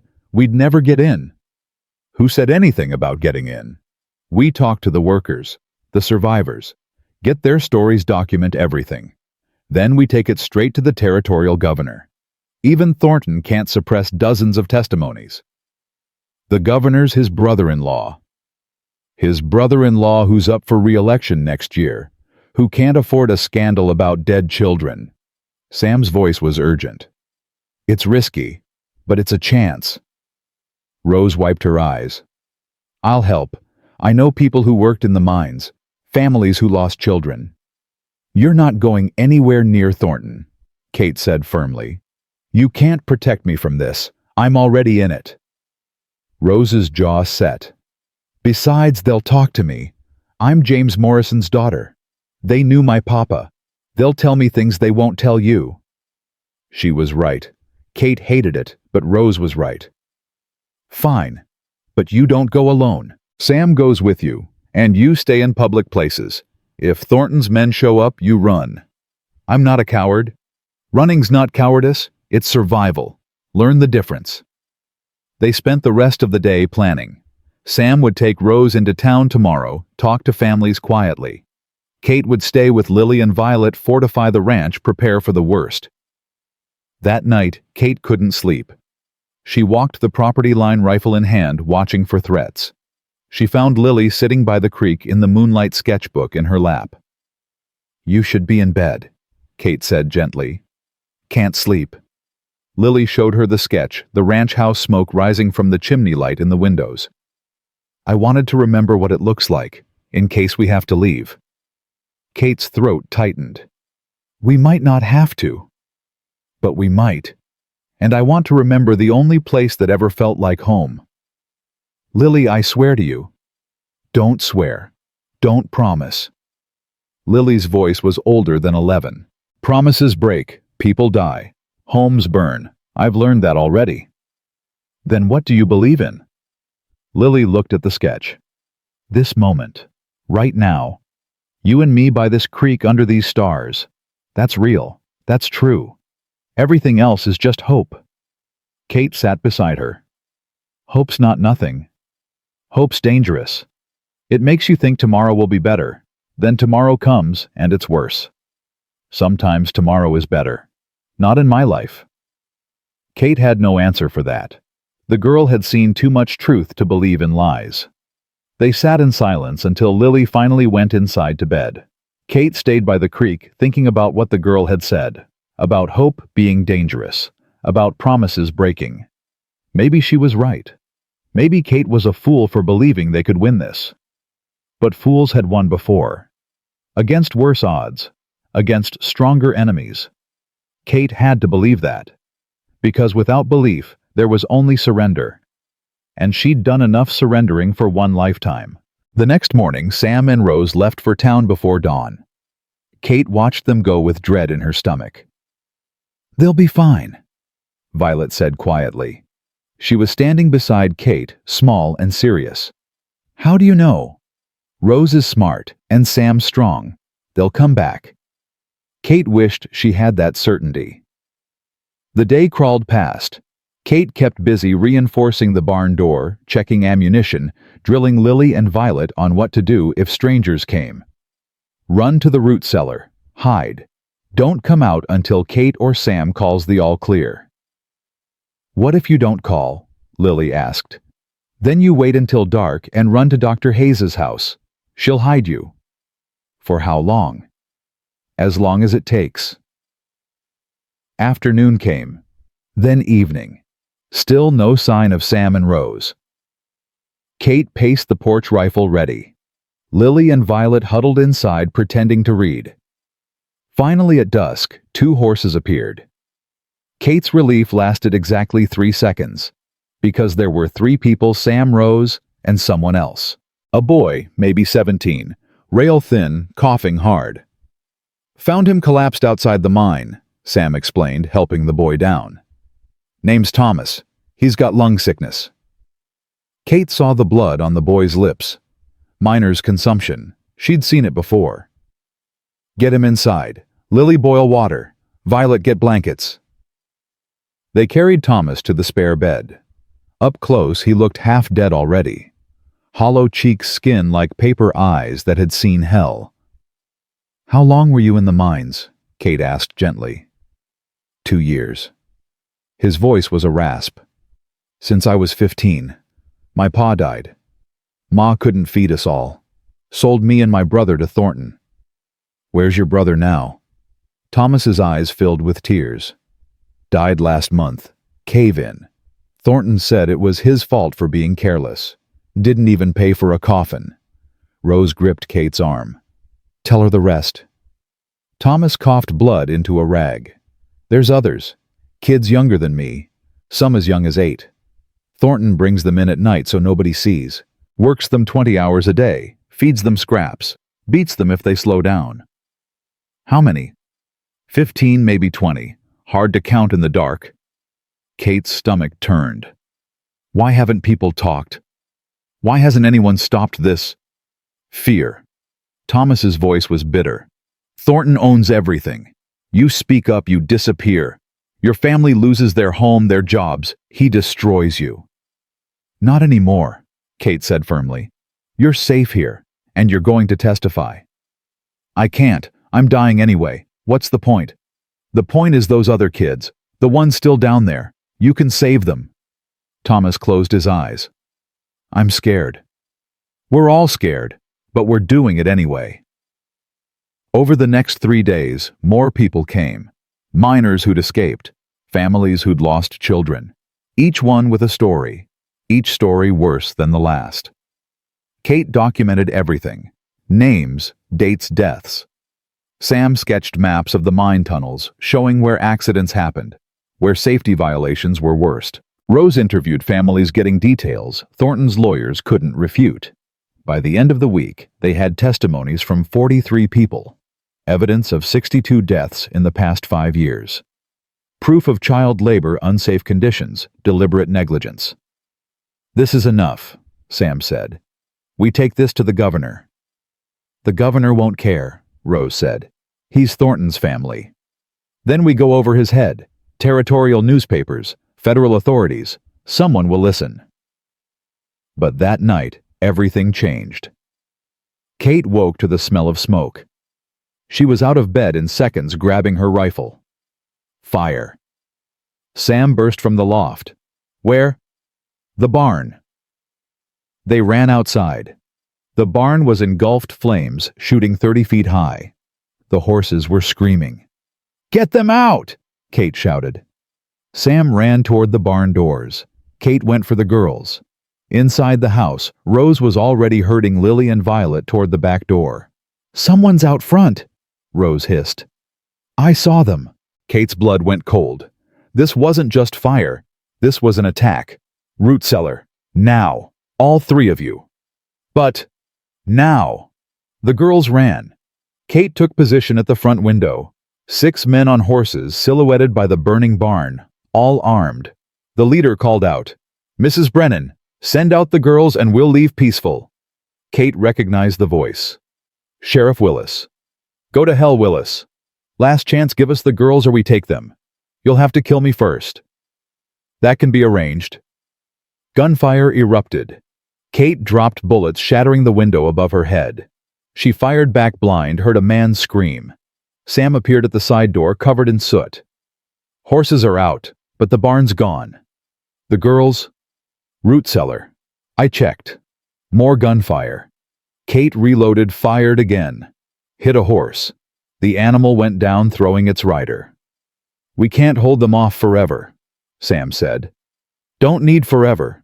Just need dawn. That's 4 hours away. Then we hold 4 hours. But bullets were eating through the walls. The men outside were moving closer, using the burning barn as cover. They're going to burn us out, Sam said. Kate's mind raced. They had maybe 20 rounds left. 6 men outside, probably more coming. The barn was already gone. The house would be next. They were going to lose. Then hoofbeats. Lots of them. Kate risked a look. A dozen riders coming fast from the east. More of Thornton's men, Sam said grimly. But the new riders opened fire on the sheriff's group. What the hell? Kate breathed. The fight was brief and brutal. Thornton's men scattered, leaving 2 dead. The new riders approached the house carefully. Mrs. Brennan, hold your fire, we're friends. Kate didn't lower her rifle. Identify yourself. Deputy Harrison, I brought help. Kate opened the door cautiously. Harrison dismounted, followed by 11 others, townspeople, farmers, even the owner of the general store. What are you doing here? Kate asked. Couldn't let them burn you out. Harrison's face was grim. Word got around what you were doing, collecting testimonies. People wanted to help. You could die for this. We're already dying, slowly under Thornton's boot. Least this way we go down fighting. Kate's eyes burned. Thank you. Don't thank us yet. That was just the sheriff's crew. Thornton's got more men. They'll be back before dawn. Then we'll be ready. They spent the next hour preparing, reinforcing the house, posting lookouts, distributing ammunition. The girls came up from the root cellar, scared but alive. Rose saw the burned barn and started crying. He's going to take everything. Everything we have. He can't take what matters, Kate said. He can't take us. Can't he? He took Papa. He took Mama. He takes everyone eventually. Kate grabbed Rose's shoulders. Listen to me. Your Papa fought Thornton and died. But he died standing up. He died mattering. That's not nothing. It's not enough either. Maybe not, but it's what we've got. Dawn came cold and gray. The burned barn smoldered, sending up black smoke. The defenders, Kate, Sam, and 12 townspeople, were exhausted but ready. Thomas, the dying miner, insisted on standing guard despite his condition. I can still shoot, he wheezed. Let me do something that matters. At 8 o'clock they came. 20 men, maybe more, led by Thornton himself. He rode up to shouting distance and stopped. Mrs. Brennan, I'm here under authority of the territorial government. You're harboring stolen property, specifically 3 miners who are wards of the state. Surrender them immediately. They're not property, Kate shouted back. They're human beings. The law says otherwise. You have 1 minute to comply or we're coming in. Kate looked at the men beside her. Harrison, Sam, store owner Peterson, Farmer Cooper, Reverend Whitmore holding a rifle like it was a snake. They were all going to die. 45 seconds. Kate closed her eyes, thought about Robert, about promises made and broken, about 3 girls who deserved better than this world gave them. 30 seconds. She made her decision. Sam, take the girls, out the back. Horses are in the north pasture. Kate, do it. Run. Don't stop until you hit the Montana border. I'm not leaving you. You're not leaving them. Kate's voice broke. Please, save them. That's all that matters. Sam's jaw clenched. You're a damn fool, Kate Brennan. I know. Now go. He went. Kate stood alone on the porch, rifle ready. Thornton smiled. Time's up. His men advanced. Kate raised her rifle. This was it. The end she'd been expecting since that day at the auction. The price of doing right in a world that rewarded wrong. Robert had paid it. Now she would too. But 3 girls would live, would run, would have a chance. That was enough. Thornton's men were 30 yards away. 20, 10. Kate sighted down her rifle at Thornton's chest. If she was dying, she was taking him with her. She started to squeeze the trigger. Then the thunder came. Not thunder. Hoofbeats. Dozens of them. Everyone turned. From the west, a cavalry troop. 20 soldiers in blue led by a captain with snow-white hair. From the east, more riders. 50, 60 people. Townspeople. Miners. Families. All armed. From the south, a wagon. Dr. Hayes driving, carrying something large covered with canvas. They surrounded Thornton's men. The cavalry captain rode forward. Magnus Thornton. Thornton's face went white. Who the hell are you? Captain James Blackwood, U.S. Army. And that was my brother you murdered. I don't know what. My brother was Judge Cornelius Blackwood. He died investigating your crimes, which makes this personal. The captain's voice was ice. I'm placing you under arrest for murder, child endangerment, labor violations, and about 40 other charges. Federal charges, which means your bought judges can't save you. Dr. Hayes climbed down from her wagon and pulled back the canvas. Evidence. Boxes of it. Testimonies, photographs, medical records. Everything Kate and Sam had collected, plus more that Dr. Hayes had gathered secretly. 3 years I've been documenting your crimes, Dr. Hayes said. Waiting for someone brave enough to stand up. Mrs. Brennan gave me that chance. Thornton looked around wildly. His men were backing away, unwilling to fight the army. The townspeople were closing in, faces hard with years of suppressed rage. You can't do this, Thornton whispered. I own this territory. You owned it, Captain Blackwood corrected. Past tense. As of now, you own nothing but a cell. Soldiers moved in, shackling Thornton. He fought screaming threats and curses. They dragged him away. Kate stood on her porch, unable to move, unable to believe what just happened. Deputy Harrison approached. Mrs. Brennan, the girls.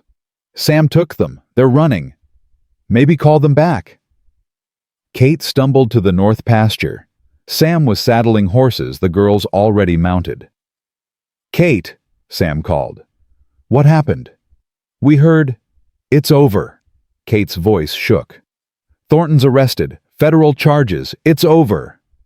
Rose slid off her horse and ran to Kate, followed by her sisters. They crashed into her, all crying, all holding on like drowning swimmers. We're safe, Violet whispered. You're safe. Really safe. Forever safe. Kate looked at the cavalry, at the townspeople, at the evidence that would bury Thornton. Yes, she said. Forever safe. Rose pulled back. What about the ranch? The barn's gone. You have nothing left. Kate looked at the 3 girls in front of her. Alive. Free. Home. I have everything, she said. The next 3 days felt like living in someone else's dream. Kate kept waiting to wake up to find Thornton still free, still hunting them. But he stayed locked in the territorial jail, awaiting federal trial. Captain Blackwood came to the ranch on the 3rd day. He stood looking at the burned barn face carved from stone. "My brother wrote me before he died," the captain said quietly. "Told me about your case, about 3 girls and a widow who wouldn't back down.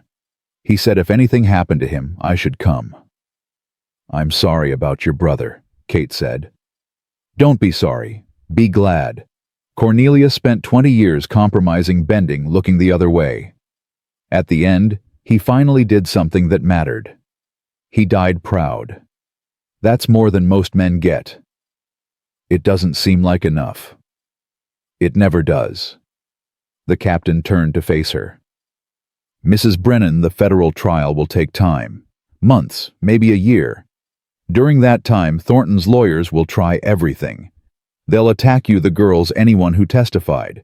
They'll dig up every piece of dirt they can find. Let them dig. They'll make your life hell. They already did. I survived." The captain almost smiled. "My brother was right about you. You're tougher than you look. I'm terrified every second. I just don't let it stop me anymore. That's what courage is." He handed her an envelope. "This is from the territorial government, compensation for the barn, and a stipend for taking care of the Morrison sisters. Legal guardianship papers are inside. You're their mother now in the eyes of the law." Kate's hands shook as she opened the envelope. Inside was a bank draft for $800 and legal documents making her the girl's official guardian. "I don't understand. The governor is Thornton's brother-in-law." "Was. Past tense. Governor resigned yesterday. Seems he didn't want his family's connection to Thornton's crimes examined too closely." The captain's voice was dry. Amazing how quickly rats abandon a sinking ship.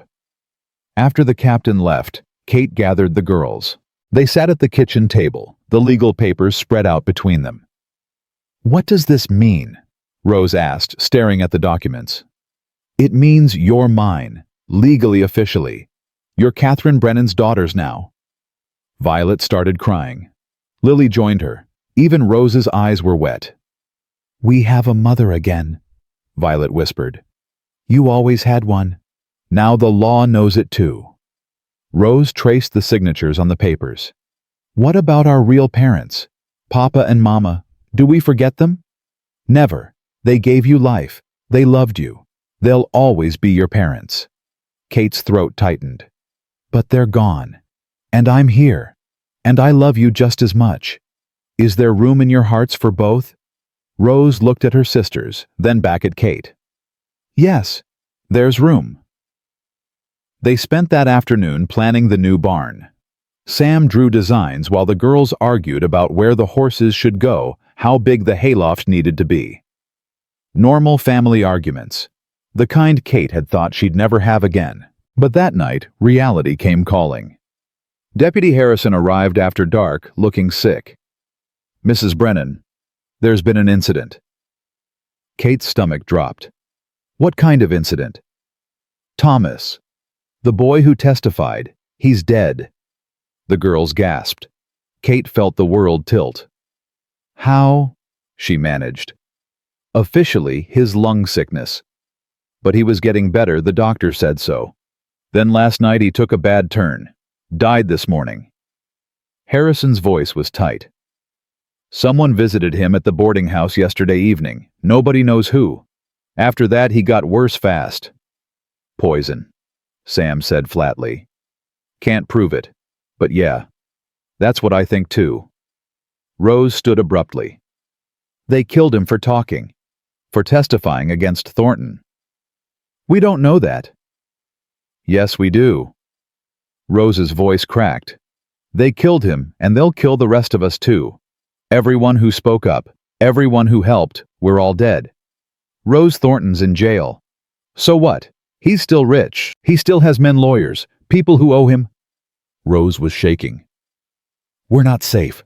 We'll never be safe. He'll kill us all." Kate grabbed Rose's shoulders. "Listen to me. Thomas was sick. He was dying already. Maybe it was natural. You don't believe that." Kate didn't. But she needed Rose to stay calm, needed all 3 girls to not fracture into panic. "Whether I believe it or not doesn't matter. What matters is, we keep going. We don't let fear win. Fear keeps you alive. No, fear keeps you breathing. There's a difference. Kate softened her voice. Rose, I know you're scared. I'm scared too. But if we run now, if we hide, Thornton wins even from his cell. We can't let that happen. Rose pulled away. Easy for you to say. You're not a child he wants to own. She ran upstairs. Kate heard the bedroom door slam. She's right to be scared, Sam said quietly. If Thomas was murdered, we're all targets. Then we protect each other. Post guards travel in groups, stay vigilant. For how long until the trial? That's months away. Then months, however long it takes. But Kate knew Sam was right. They couldn't live like this forever. Fear wasn't sustainable. Eventually, something would break. The next morning, Kate found Rose already awake, sitting on the porch with Kate's rifle across her lap. Been there all night? Kate asked. Couldn't sleep. Kept thinking someone would come. Kate sat beside her. Rose, I need to tell you something. About your father. Rose tensed. What about him? He came to me once. About 6 months before he died.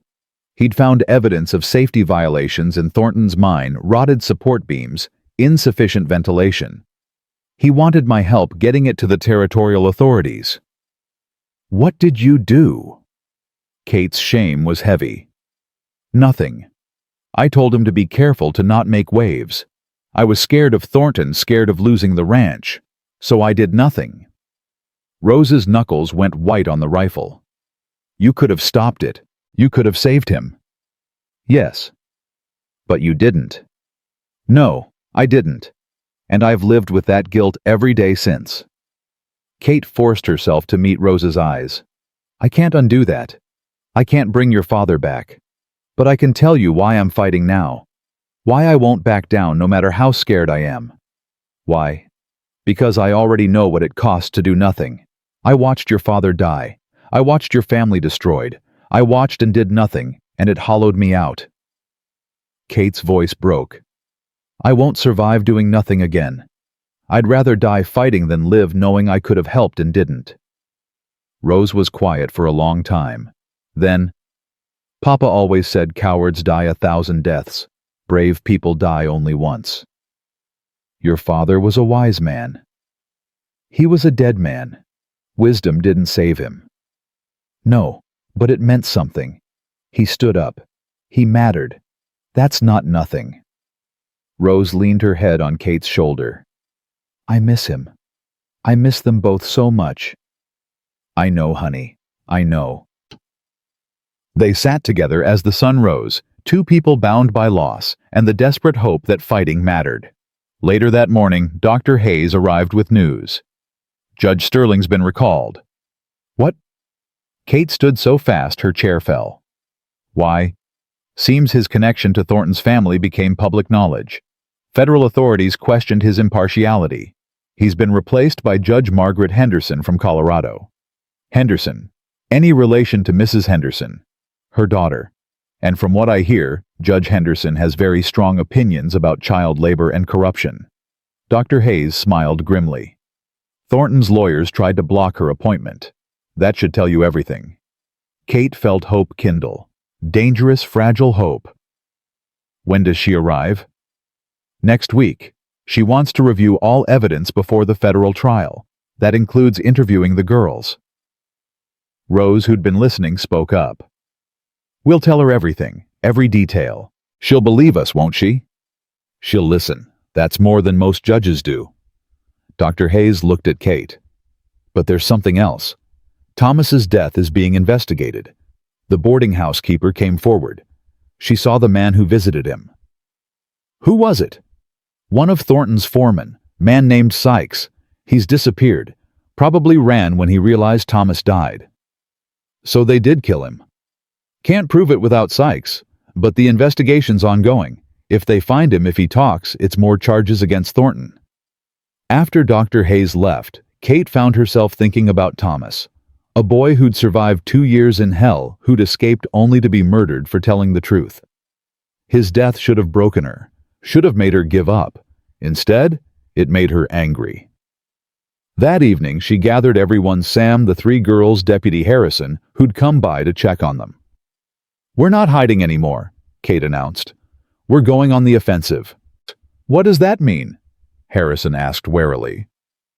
"It means we find every person who worked in Thornton's mines, every family who lost someone. We document everything: photos, testimonies, medical records. We build a case so strong that no lawyer, no bought judge, no amount of money can tear it down." "Kate, that's dangerous. Everything's dangerous. Hiding's dangerous. Running's dangerous. Doing nothing killed my husband and Thomas, and God knows how many others. I'm done with dangerous passivity. Time for dangerous action." Sam nodded slowly. "How many people are we talking about? 50, 100, however many it takes. That'll take weeks. Then we have weeks. Judge Henderson doesn't arrive for 7 days. We use that time." Rose stood. "I'll help. I know most of the families. They'll talk to me." "Rose, I can't ask you to." "You're not asking. I'm telling. This is for Papa, for Thomas, for every kid still trapped in those mines." Rose's voice was steel. "I'm doing this." Kate saw herself in Rose. The same anger, the same desperate need to make suffering mean something.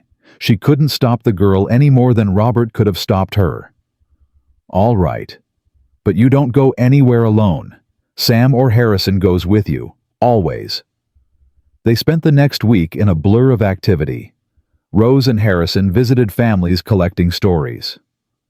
Sam photographed the mine entrances, the company housing the graveyard, where child workers were buried in unmarked graves.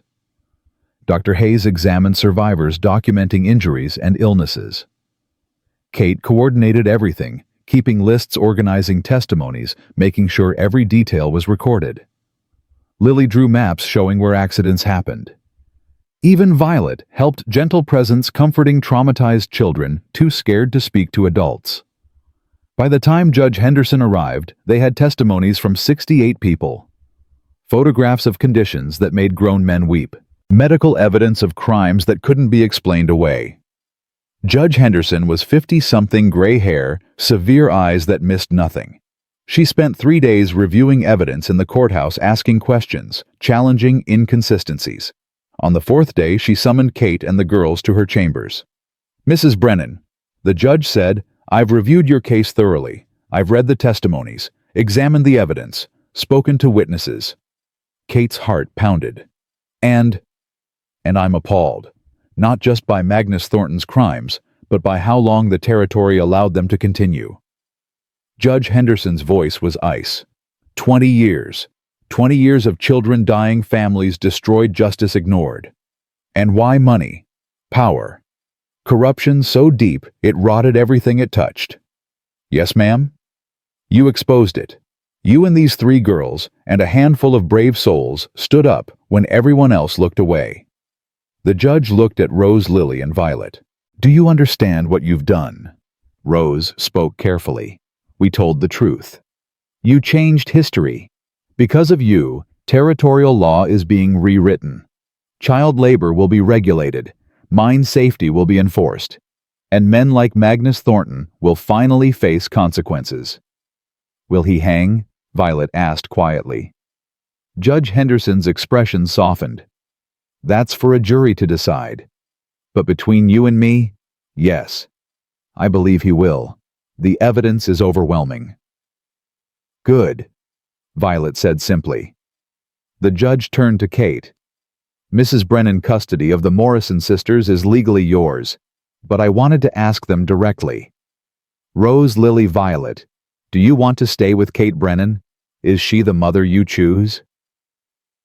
The girls looked at each other, silent conversation passing between them. Then Rose spoke for all 3.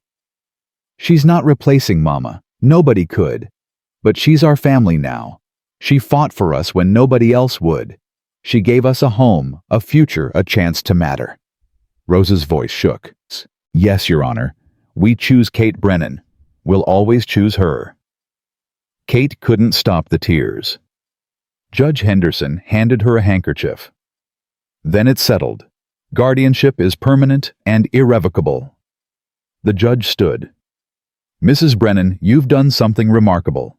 You've proven that one person's courage can spark a revolution. Don't ever forget that. After they left the courthouse, Rose turned to Kate. Did we really change history? Or was the judge just being nice? You changed it, Deputy Harrison said. He'd been waiting outside. Whole territories talking. Thornton's allies are scrambling, trying to distance themselves. His businesses are being investigated. His property seized. You took down an empire. We didn't do it alone, Kate said. No, but you started it. That's what matters. That night the ranch felt different, lighter somehow. The fear that had pressed down on them for weeks had lifted slightly. They gathered for dinner. Kate, Sam, the three girls, and Harrison, who'd become such a fixture they'd set a permanent place for him. The conversation was easy, full of small jokes and plans for tomorrow. After dinner, Rose helped Kate wash dishes while the others played cards in the living room. Kate, Rose said quietly, can I ask you something? Anything. Do you think Papa would be proud of me, of what I did? Kate set down the dish she was washing. Rose, your father would be so proud he'd burst.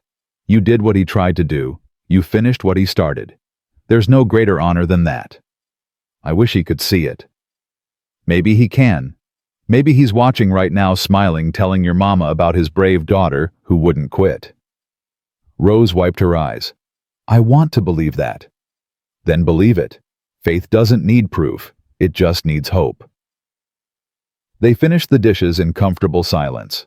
Through the window, Kate could see the land that had cost her everything and given her everything.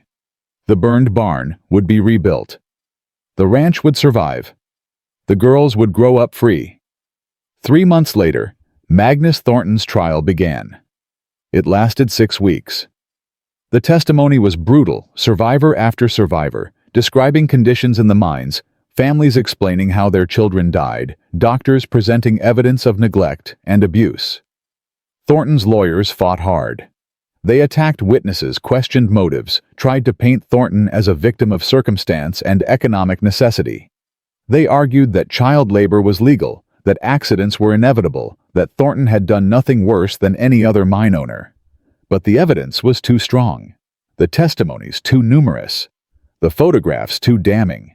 The jury deliberated for 4 hours, guilty on all counts. Thornton screamed as they dragged him from the courtroom. He pointed at Kate, face purple with rage.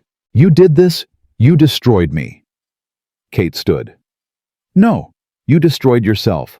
I just made sure everyone saw it. Sentencing came a week later. Judge Henderson showed no mercy. Magnus Thornton, you have been found guilty of negligent homicide, child endangerment, labor violations, murder, and conspiracy. You exploited the vulnerable. You profited from suffering. You killed children and called it business. The judge's voice was granite. I hereby sentence you to death by hanging. May God have mercy on your soul, because this court has none. Thornton went white. His lawyers immediately filed appeals, but everyone knew they'd fail. The evidence was too strong. The crimes too heinous. He'd hang within the year. Kate felt no joy in it, just tired relief. Justice wasn't celebration.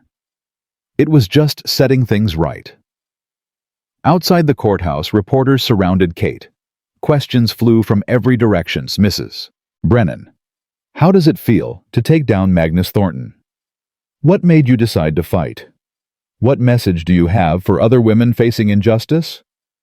Kate looked at the crowd, at the faces watching her, waiting for wisdom or inspiration or something quotable. She thought about Robert, about Thomas, about every person who died because people looked away.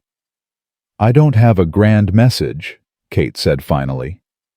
I just saw 3 girls who needed help and decided I couldn't live with myself if I did nothing. That's all. I'm not special. I'm just a woman who got tired of being scared and decided to be brave instead. But you started a movement, a reporter pressed. Child labor laws are changing across the territory. Good. They should have changed 20 years ago. but better late than never. What's next for you and the Morrison sisters? Kate smiled.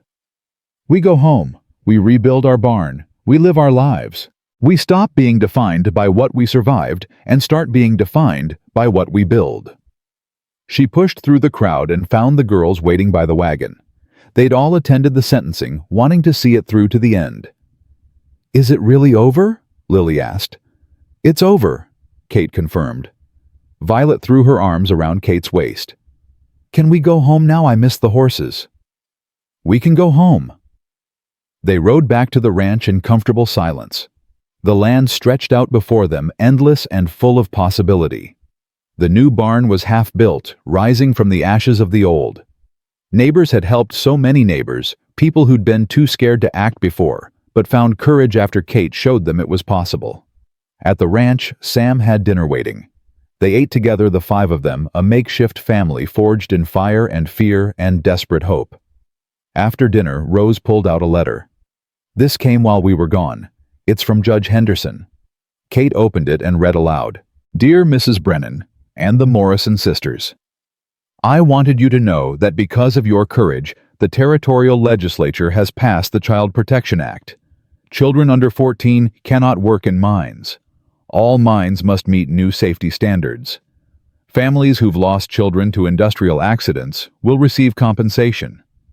And perhaps most importantly, orphans can no longer be sold or transferred without court review and approval. This law will save thousands of lives. It exists because you refused to be silent. Because 3 girls and their chosen mother decided that justice mattered more than safety.